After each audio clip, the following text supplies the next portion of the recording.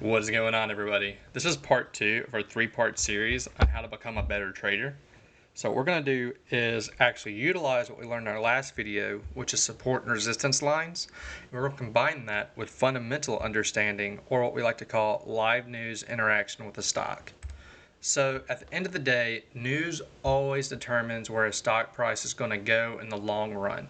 However, it does give us short-term volatility to determine where we could see a potential move. How do we utilize this as a trader? Well, to utilize this, what we need to do is actually look at different news articles and break it down. And guys, what we're going to do is make this super simple, and we're going to use common sense and some major articles, combine that together to really determine what's going on. So a simple one that we can use is price targets. When banks either start to buy into a stock position, or maybe they tend to average down or sell off positions, they'll announce different price targets they have in mind. So in this case, I actually have the B of A Securities initiate coverage on Snowflake with a target of 195. Looks like we have a target of 180 by Mizuho. If I said that right, I probably didn't say it right, so forgive me. But we see some bullish news to the upside of 180 to 195. So if we go back to our chart here, where we're trading at 157 currently, what we can do as a trader is understand this live news, but we don't necessarily jump on the trade so soon, all right? A smart trader waits for the right time for this. So what we need to do is understand that 180 is a target and 195 is a target for these two different banks. So what we can do is we can use this as justification to see bullish upside on a stock. That tells us our support zone is more important than our resistance zone. So we need to see if we can get closer to this support zone and look at an entry, because that gives us more room to profit when we go to 195.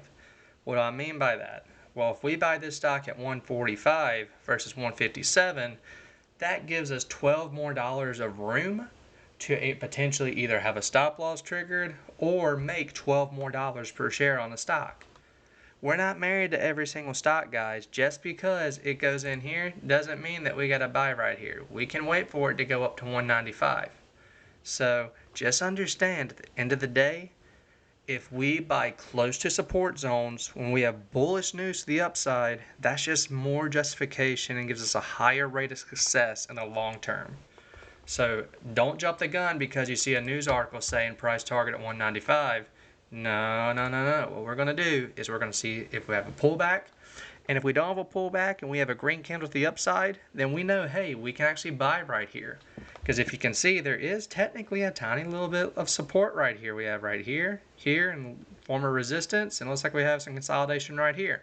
So this area could be a potential buy zone for this stock. We'll see how the next day reacts. If we have a green candle to the upside, that's bullish indication that we're going to 195. But guys, it's short and simple. Use news articles that you understand. Because if you don't understand the news articles, don't trade the stock, okay? Always keep tabs on your trades, whether they're short-term or long-term trades. Always stay up to date, and all you gotta do is check the live news, see what's going on. As long as it sounds bullish overall, you're good. If it sounds like there's some fear going on, then you understand that it may be time to get out, okay? But at the end of the day, this is setting up for a potential bull run. We're going to end it here, guys.